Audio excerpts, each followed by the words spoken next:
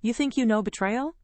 Imagine your own family, at your own dinner table, tearing your life apart, piece by piece. My world, a life meticulously built on quiet dignity and unwavering family loyalty, shattered in a single, venomous moment. That night, everything changed. Serena, my daughter-in-law, spat words that burned right through me. Words that ignited a cold fury I never knew I possessed. It was a promise of devastation, silent but absolute, etched into the polished mahogany of my antique dining table. The air in my elegant, traditional home had been thick with unspoken tension for months, ever since Serena Vance, with her trendy lifestyle brand and social media empire, married my son David. She always saw my old-world charm as an obstacle to her modern ambition. That evening, as I gently questioned the superficiality of her latest lavish charity event, she snapped. Fueled by champagne and a deep-seated resentment, Serena leaned across the table, her voice dripping with condescension, and uttered the words that ignited my cold fury. "You're not half the woman my mother is. My name is Eleanor Vance, and I want you to hear my story. Every painful, humiliating detail, from the moment that insult left her lips to the day I watched her empire crumble. Listen to my story until the end and tell me, what would you have done in my place?" I promise you, what unfolded next was far from the quiet despair everyone expected from me. It was a testament to a strength I had long kept hidden, a strength born of generations of quiet, watchful women. I grew up in a small New England town, where reputation and quiet integrity were paramount. My family wasn't wealthy, but we understood the importance of discretion, observation, and the subtle art of influence. From a young age, I was taught these values, not through grand speeches, but through everyday examples of grace under pressure and careful navigation of social complexities. My character was forged in community service and meticulous organization, skills I honed through years as a respected board member of local historical societies and charitable foundations. People often mistook my abilities for mere social grace, but I possessed a razor-sharp intellect, a photographic memory for details, and an uncanny ability to read people, to see beyond their curated smiles. My late husband, Richard Vance, a successful but unassuming corporate lawyer, relied heavily on my keen insights and social navigation behind the scenes. Our son, David, was my pride and joy, for whom I envisioned a life of integrity and purpose, a life that truly mattered beyond surface appearances. Before Serena's arrival, I presided over a revered social circle, my home a bastion of tradition and understated power. It was a legacy meticulously built through decades of dedication to my family's name and values, a quiet authority earned through unwavering loyalty and careful stewardship. Serena, however, saw only an outdated matriarch, a relic from a bygone era, and she made it her mission to dismantle everything I had ever stood for, starting with that fateful dinner. Following that disastrous dinner, the consequences for me were swift and brutal. Serena, a master manipulator of public perception, immediately spun a narrative portraying me as an overbearing, jealous mother-in-law. David, weak-willed and deeply entangled in Serena's financial success, sided with his wife. He effectively cut me off from my only son and my beloved grandchildren, severing the ties that had been the very foundation of my existence, leaving me isolated in my own home. My once loyal social circle, swayed by Serena's influential online presence and carefully crafted lies, slowly began to distance themselves. Invitations dwindled, whispers followed me in grocery aisles, and my once unblemished reputation as the dignified matriarch was publicly tarnished, replaced by an image of a bitter old woman. Serena reveled in her newfound social dominance, openly flaunting her victory by hosting lavish events in my former favorite venues, making me an object of pity and, worse, ridicule. The constant reminders of my humiliation deepened my initial heartbreak into a cold, unyielding resolve for payback. But I wasn't powerless. Not truly. My life wasn't just teas and charities.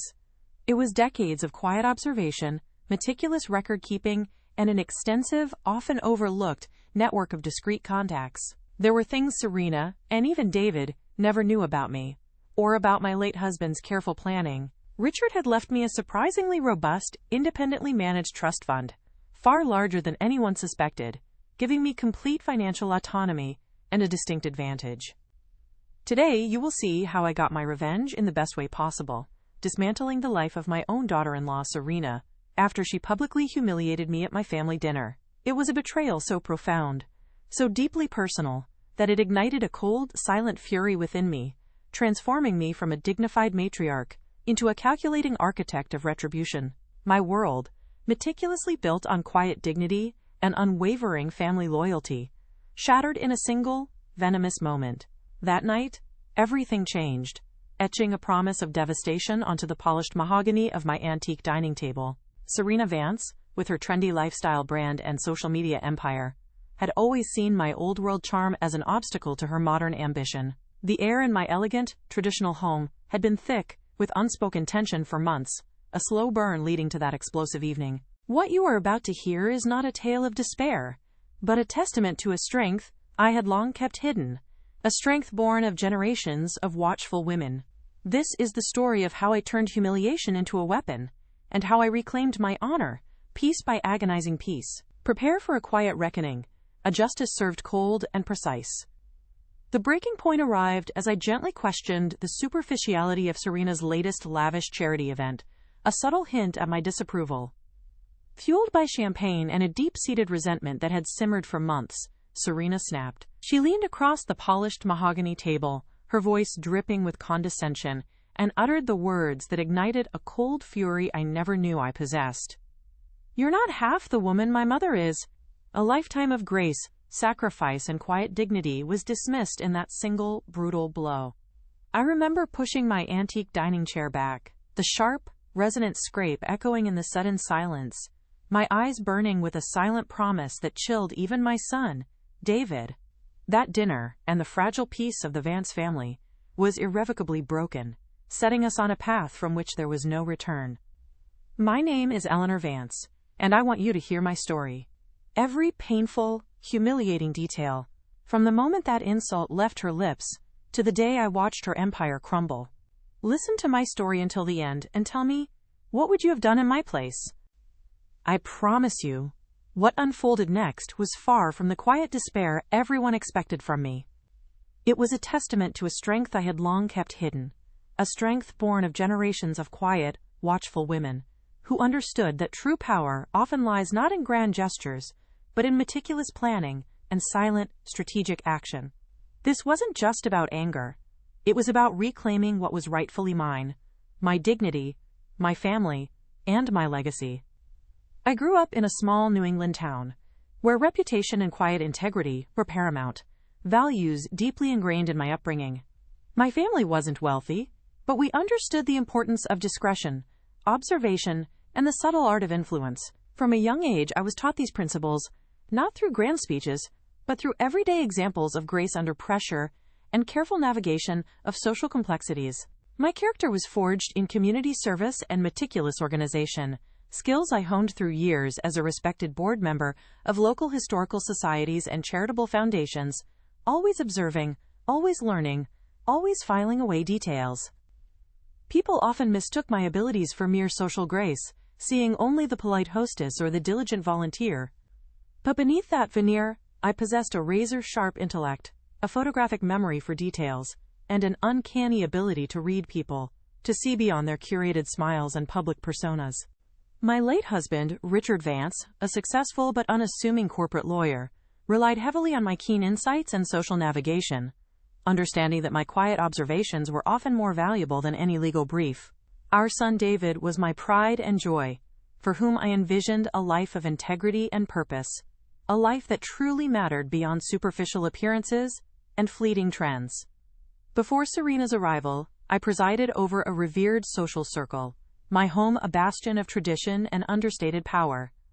It was a legacy meticulously built through decades of dedication to my family's name and values, a quiet authority earned through unwavering loyalty and careful stewardship within our community.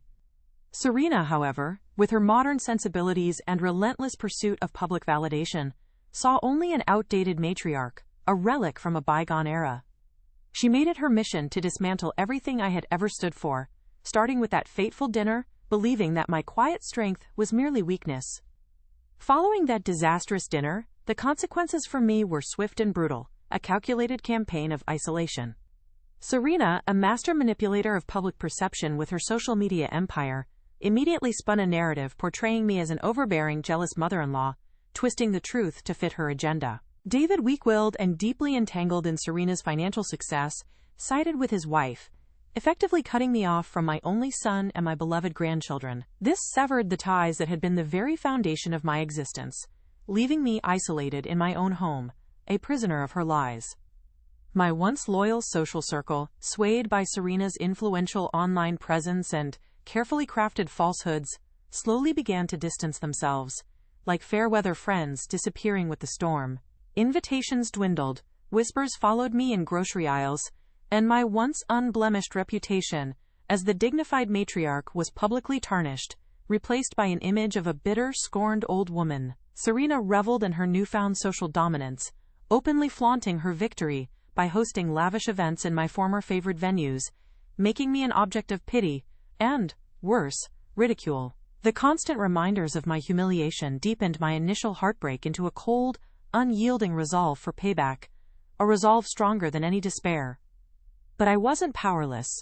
Not truly. My life wasn't just teas and charities.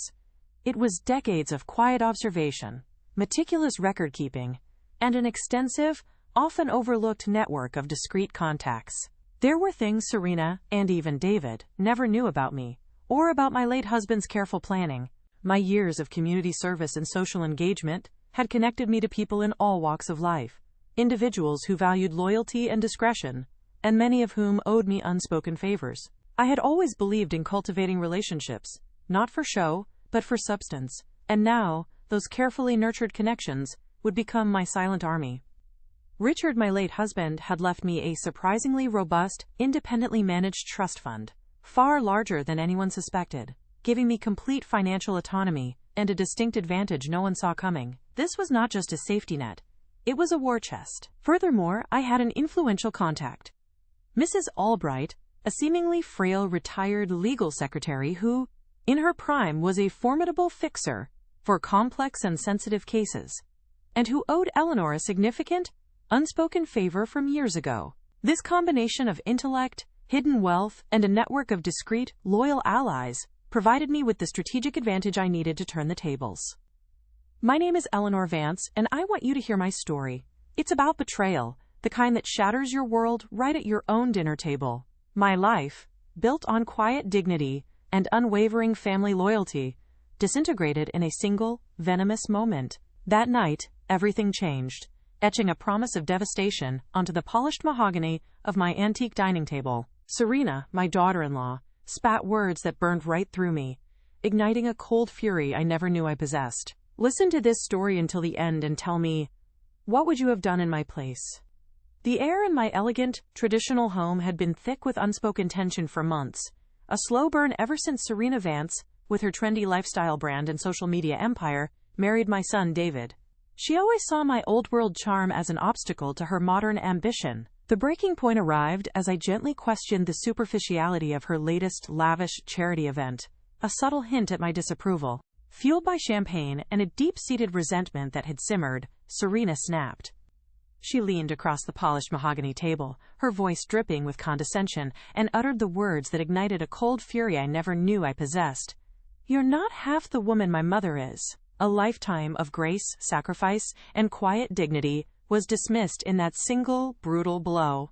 I remember pushing my antique dining chair back, the sharp, resonant scrape echoing in the sudden silence, my eyes burning with a silent promise that chilled even my son, David. That dinner, and the fragile peace of the Vance family, was irrevocably broken, setting us on a path from which there was no return. I grew up in a quiet New England town, not wealthy, but rich in values. Our house wasn't grand, but it was filled with books and lessons on integrity, on how true worth wasn't about what you owned, but how you conducted yourself. My mother, a woman of immense grace and quiet strength, taught me that observation was a superpower, a way to understand the world without needing to speak the loudest. She showed me that true influence came from earning respect, not demanding it. We learned to stretch every dollar, but more importantly, to cherish every connection, every act of kindness. This foundation, built on humility and genuine connection, shaped everything I would become, grounding me in a reality far removed from Serena's superficial world and her relentless pursuit of fleeting fame. Life wasn't always easy. I remember one particular winter when my father lost his job, and suddenly, every penny counted. It taught me resilience, the critical importance of resourcefulness, and how to find strength when circumstances were bleak. While other children were out playing, I was often helping my mother, learning to mend clothes, cook economically, and manage the household with quiet efficiency, always aware of our limited means. These experiences sharpened my mind, teaching me to look for practical solutions where others saw only insurmountable problems. It was during these challenging times that I truly understood the power of discretion. Some struggles were best faced with dignity, not public display or desperate pleas for sympathy. This period instilled in me a quiet, unyielding determination that would serve me well throughout my life, shaping my ability to face adversity head-on, without complaint or wavering. Despite our modest means, education was paramount in our home. I devoured books, fascinated by history, literature, and human psychology, always seeking to understand the complexities of the world and the people within it. My teachers recognized a keen mind, often encouraging me to delve deeper, to question, and to explore. I found a passion for community service early on, joining local historical societies and charitable foundations, not for recognition, but for the genuine desire to contribute something meaningful to my town. These roles, often behind the scenes, meticulously honed my organizational skills and my ability to connect with people from all walks of life. I learned how communities truly functioned, the subtle levers of influence, and how to manage intricate details, skills that many mistook for simple diligence, but which were, in fact, strategic and profoundly impactful. Then came Richard, my late husband. He was a successful corporate lawyer, but unlike many in his field, he was humble, thoughtful, and possessed a quiet depth that drew me in. He didn't just see a polite young woman. He saw my sharp mind, my keen observations, and my unwavering integrity. He often confided in me, asking my opinion on complex cases, valuing my intuition and my uncanny ability to read between the lines, to see the unspoken truths. We built a partnership founded on mutual respect, shared values, and an unspoken understanding that transcended words. He understood that my quiet support was his strongest asset, a force he never took for granted. Our bond was deep, a true meeting of minds and hearts, a testament to a love built on genuine understanding, not fleeting glamour or societal expectations. Raising David was my greatest joy and profound responsibility. I poured my heart into instilling in him the values Richard and I held so dear: integrity, kindness, empathy, and the importance of contributing meaningfully to the world around him. I encouraged his curiosity, nurtured his passions, and gently taught him the crucial difference between true success, which lies in character, and mere outward appearances or material accumulation. I envisioned a life for him filled with purpose, a life that truly mattered beyond superficial achievements and fleeting trends. We shared countless quiet moments, reading together, discussing the world, building a bond that I believed was unbreakable, forged in mutual love and respect. He was my pride, my hope, the living legacy of everything Richard and I had painstakingly built together, a foundation of love, shared dreams, and enduring family connection. My social circle wasn't built on flash or pretense.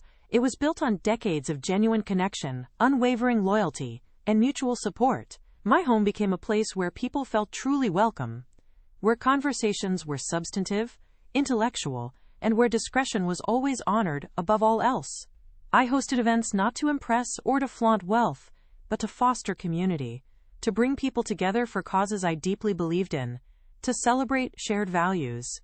I offered quiet advice, a sympathetic listening ear, and a helping hand when needed, earning a quiet authority and deep respect from those around me. This was a legacy, meticulously built through steadfast loyalty and careful stewardship, a testament to the enduring power of genuine relationships, a stark contrast to the fleeting, transactional world Serena inhabited, where every interaction seemed to have a hidden agenda. I remember once, a few years ago, a prominent local charity was facing a devastating scandal involving gravely mismanaged funds and widespread accusations of impropriety. Everyone was panicking, fearing the worst for an institution so vital to our community. I quietly stepped in, using my meticulous record-keeping and my extensive network of discreet contacts to trace the discrepancies, not to expose, but to rectify the situation with minimal public damage. I worked tirelessly behind the scenes, my sharp intellect piecing together the complex financial puzzle, my trusted contacts helping me navigate sensitive information and delicate personalities. Within weeks, the issue was resolved, the charity's reputation was saved, and the funds recovered, all without a single damaging headline. My reward was the quiet satisfaction of knowing I had made a profound difference, proving that true competence often operates best away from the clamor of the spotlight. Before Serena's venomous intrusion, my life was a rich tapestry woven with purpose, profound love, and hard-earned respect. It wasn't just about my position in society. It was about the values I upheld, the integrity of my family name, and the deep, abiding connections I had carefully cultivated over a lifetime. My home was a sanctuary, a place of peace and belonging. My family, especially David and my grandchildren, was a constant source of strength and boundless joy, and my community was a vibrant reflection of my unwavering commitment and dedication. What was truly at stake was not merely material comfort, but my very identity, the culmination of a lifetime of dedication, honesty, and quiet contribution. To have that threatened, to have my carefully built legacy dismissed and publicly tarnished by someone so utterly superficial, was an insult that cut deeper than any financial loss could have. My world was built on substance, on the unwavering belief that character, integrity, and genuine contribution were paramount above all else. I valued quiet achievement, authentic relationships, and a profound sense of duty to others. Serena, on the other hand, seemed to value only superficial appearances, fleeting trends, and constant public validation through social media. Her entire empire was constructed on a carefully curated image, a hollow shell of authenticity. The chasm between our fundamental values was immense, a profound disagreement on what truly mattered in life, on what constituted a life well lived. She perceived my quiet strength as weakness, my cherished traditions as outdated, and my carefully built legacy as nothing more than an inconvenient obstacle to her own shallow ambitions and insatiable desire for public attention. Before her venomous words shattered the peace, I led a life of quiet fulfillment, surrounded by the tangible fruits of my labor, the deep love of my family, and the enduring respect of my peers. I had achieved a profound sense of peace, knowing I had lived a life of purpose, honor, and genuine contribution to those around me. My days were filled with meaningful engagements, my evenings with the warmth and laughter of family gatherings, and my nights with a quiet contentment. This was the serene, meticulously constructed world Serena shattered that fateful night, not just with a cruel insult, but by deliberately attempting to dismantle the very foundations of my existence, to erase my life's work. My contented life, built on decades of unwavering integrity, was suddenly under siege, forcing me to confront a betrayal I never imagined possible from within my own family. Following that disastrous dinner, the consequences for me were swift and brutal, a calculated campaign of isolation designed to erase me. Serena, a master manipulator of public perception, with her pervasive social media empire, immediately spun a narrative portraying me as an overbearing, jealous mother-in-law. She twisted the truth with such cunning, making me out to be the villain, the outdated obstacle to her modern, vibrant life. Every post, every carefully curated caption, was another nail in the coffin of my reputation, turning public opinion against me with alarming speed and efficiency. It was a vicious attack, not with fists, but with carefully chosen words and a digital army. David, my own son, weak-willed and deeply entangled in Serena's financial success and glamorous lifestyle, sided with his wife without a second thought. He effectively cut me off, not just from himself, but from my beloved grandchildren, the two innocent souls who were the very light of my life. The phone calls stopped, visits ceased, and my invitations to their family events disappeared. This severance of ties, the very foundation of my existence, left me isolated in my own elegant home, a prisoner of her lies, watching my family slip away through a digital screen. The pain of losing access to my grandchildren was a unique kind of torment. Their laughter, their small hands in mine, their innocent questions about the world, These were the precious moments that had sustained me. Now, those moments were stolen, replaced by carefully filtered photos on Serena's feed, showcasing a perfect family life from which I was conspicuously absent. It was a wound that festered far deeper than any social slight, a constant reminder of what had been taken from me, a deliberate act of cruelty designed to inflict maximum emotional damage. My once loyal social circle, swayed by Serena's influential online presence and her carefully crafted falsehoods, slowly began to distance themselves. Like fair-weather friends disappearing with the first sign of a storm, their smiles became strained, their conversations brief, their eyes avoiding mine. Invitations dwindled, then vanished altogether. The silence from people I had known and supported for decades was deafening, a stark contrast to the lively gatherings that once filled my home.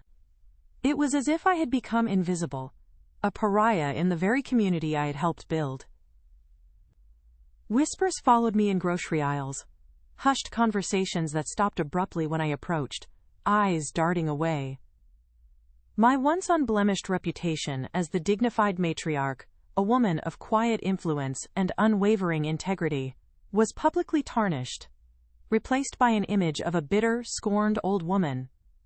It was humiliating, a constant barrage of subtle indignities that chipped away at my sense of self-worth. Each averted gaze, each hushed word, was a fresh wound, reminding me of the public perception Serena had so effectively manufactured. Serena reveled in her newfound social dominance, openly flaunting her victory by hosting lavish events in my former favorite venues, places where I had celebrated milestones, hosted cherished gatherings, and built lasting memories. She would post pictures of herself, radiant and surrounded by my old acquaintances, laughing and toasting in spaces that once felt sacred to me.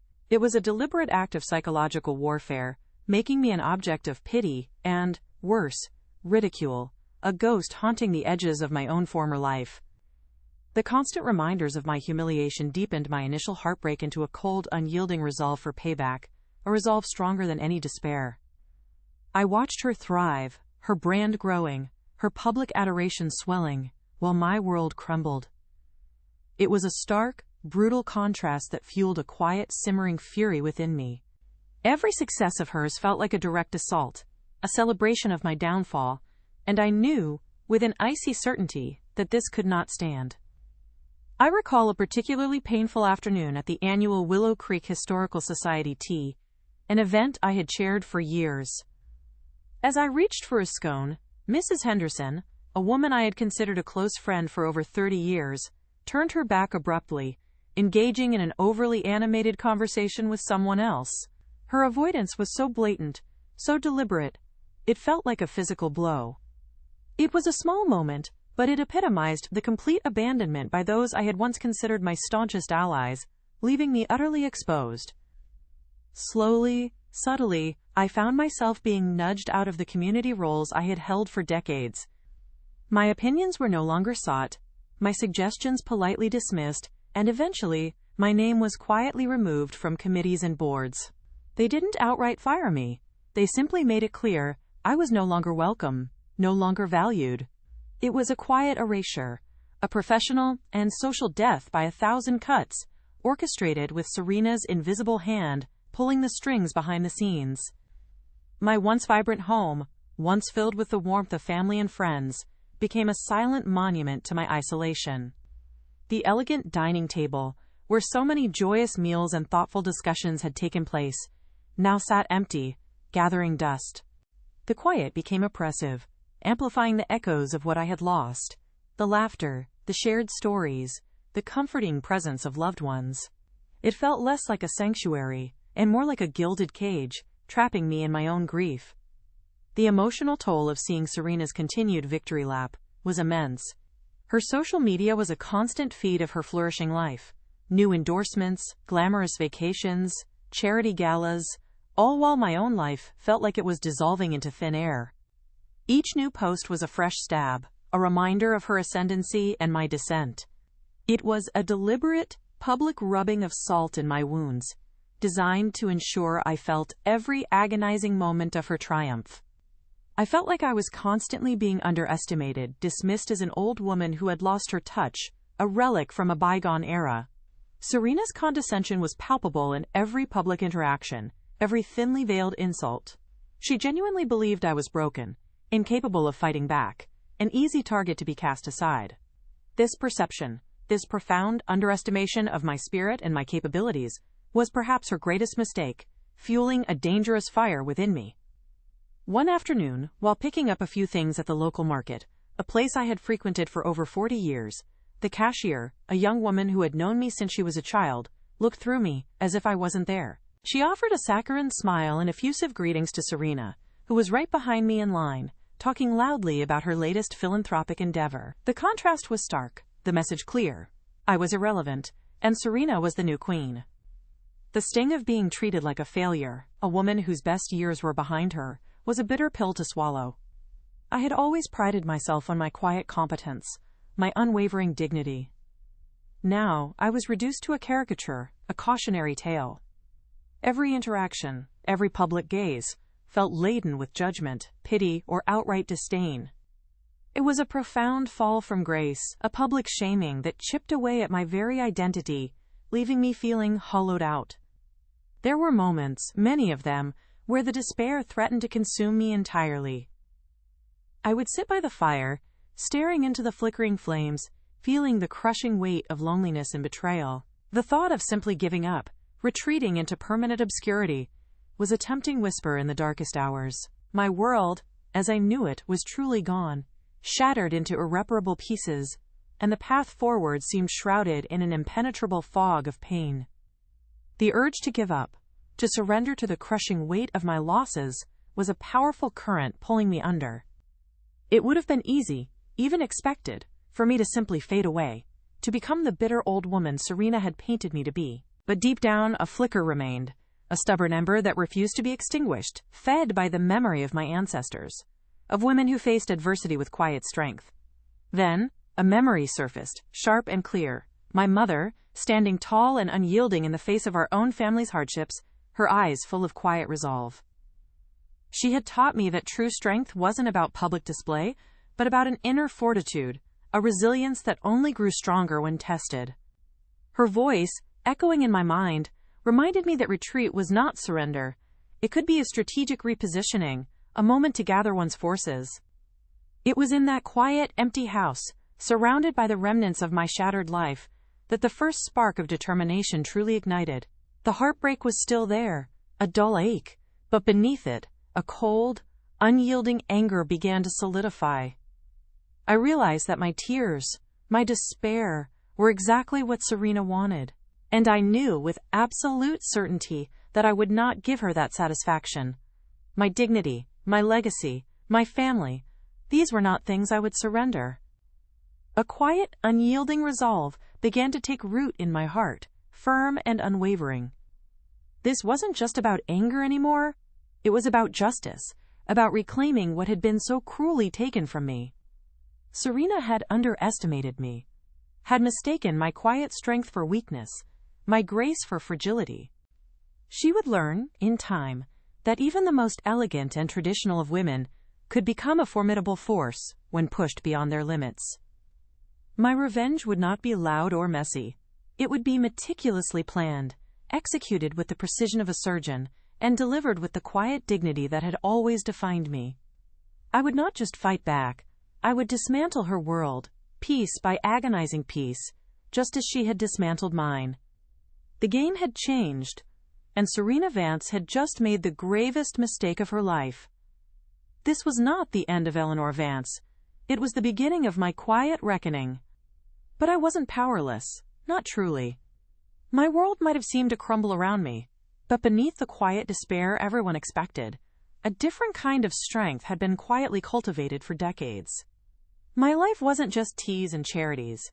It was years of careful observation, meticulous record-keeping, and an extensive network of discreet contacts, all built away from the public eye. Serena, in her arrogance, saw only an outdated matriarch, a woman easily dismissed, completely oblivious to the silent arsenal I possessed.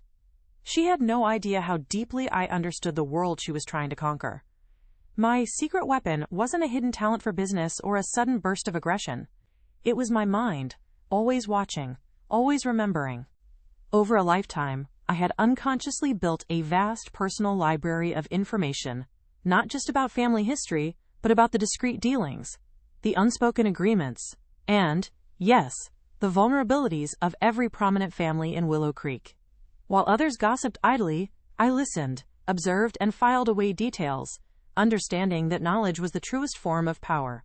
These weren't scandalous secrets, but patterns, connections, and unspoken truths about how things really worked. I gathered this information through simple, everyday interactions, the kind Serena would deem beneath her. A shared cup of coffee, a quiet conversation at a charity event, a thoughtful note after a difficult time. These were the threads I wove. People trusted me with their confidences, their concerns, and often, their quiet struggles. Because I offered genuine empathy and discretion, never judgment. They saw a listener, not a collector of leverage, and that made all the difference. This trust, built over decades, formed an intricate web of knowledge that few could ever imagine, let alone replicate. Serena, with her focus on surface appearances and fleeting online trends, never bothered to look beneath the veneer of my social grace. She mistook my quiet nature for weakness, my dignity for a lack of ambition. She believed that because I didn't flaunt my connections or my insights, they simply didn't exist. This profound underestimation was her gravest mistake. She thought she was dealing with a fragile old woman, easily discarded, when in fact, she had awakened a strategist whose patience and memory ran deeper than any social media feed. My quiet nature became my ultimate camouflage. Then there was the financial aspect, a resource completely hidden from Serena's grasping eyes.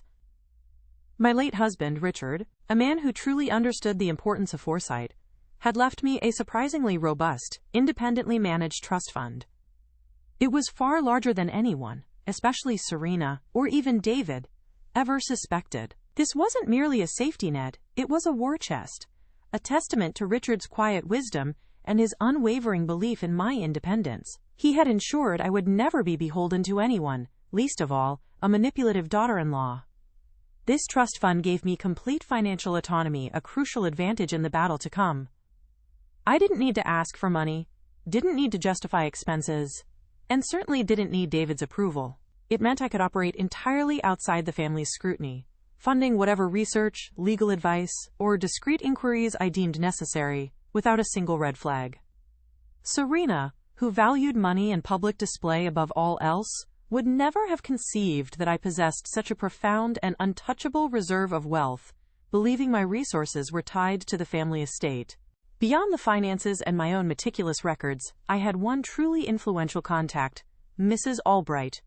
She was a seemingly frail, retired legal secretary, but in her prime, she had been a formidable fixer for complex and sensitive cases, operating in the shadows of the city's most powerful law firms. She knew where all the bodies were buried, metaphorically speaking, and how to unearth them discreetly. Her network was as extensive as mine, but far more specialized in legal and corporate maneuverings, making her an invaluable asset. Mrs. Albright owed me a significant, unspoken favor from years ago, a delicate family matter I had helped resolve with utmost discretion and without public scandal. She was a woman of unwavering loyalty and integrity, someone who understood the value of a quiet hand in a difficult situation. Her debt to me was not financial, but moral, a bond of trust that ran deeper than any contract. I knew, without a doubt, that she would answer my call, ready to lend her formidable skills to my cause, and Serena had no idea she even existed. So here I stood, not broken, but armed. My razor-sharp intellect, honed by decades of observation, a hidden fortune that granted me complete freedom of action, and a network of discreet, loyal allies, spearheaded by a formidable legal mind, like Mrs. Albright. This combination provided me with a strategic advantage so profound, so utterly unexpected, that it completely shifted the balance of power. Serena had confidently played her hand, believing she held all the aces, but she was about to discover the hidden cards I had been holding all along. Serena, in her hubris, never once considered that my quiet strength was not a sign of weakness, but a wellspring of profound capability. She couldn't fathom that the woman she publicly humiliated possessed the intelligence, the resources, or the unwavering resolve to retaliate. She thought she had won, that I was defeated, but she was gravely mistaken. The game was far from over. In fact, it had only just begun, and I now held all the pieces necessary to dismantle her world, piece by agonizing piece. I let Serena believe she had won, withdrawing from public life, allowing whispers of my despair to circulate. It was a calculated retreat, a strategic feint. In the quiet solitude of my study, Mrs. Albright became my shadow, her legal mind a formidable tool, as we systematically dissected Serena's world. My own meticulous records, decades of observed details, combined with Mrs. Albright's deep connections, formed the foundation. We weren't just looking for dirt, we were looking for patterns, for the foundational cracks in her carefully constructed facade, starting with her public charities and business ventures. What we uncovered was a tangled web of deceit, far more extensive than I initially imagined. Her lavish charity events, supposedly benefiting noble causes, were riddled with financial inconsistencies, a clever shell game designed to siphon funds. Her lifestyle brand, sold as empowering, was built on exploitative labor practices and, most damningly, a clear history of intellectual property theft from a struggling former business partner. Every detail, every transaction, every carefully crafted public statement proved to be a lie. The evidence mounted, piece by agonizing piece, painting a picture of ruthless ambition devoid of any genuine integrity. My plan wasn't about a single explosive moment, but a slow, strategic dismantling. I used my network, the very people Serena had scorned, to discreetly plant seeds of doubt. Anonymous tips found their way to financial regulators. Carefully placed leaks to rival socialites stirred suspicion, and whispers of her true nature began to circulate among her most crucial business partners. The final blow was timed perfectly. I orchestrated the leak of her fraudulent financial records and a damning video confession from a former employee, revealing her true character, to a prominent investigative journalist. The story was set to break just days before her Woman of the Year award. The night of the Woman of the Year gala arrived, a glittering spectacle Serena had meticulously planned as her ultimate triumph.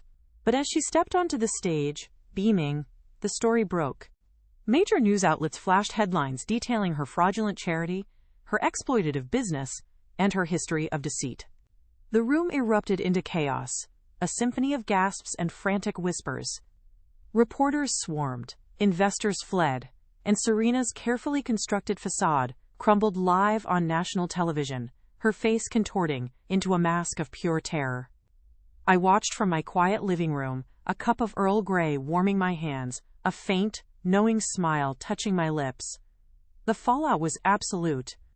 Her primary sponsor immediately withdrew, her social media empire collapsed into a cesspool of outrage, and investigations were launched, guaranteeing financial ruin and public disgrace.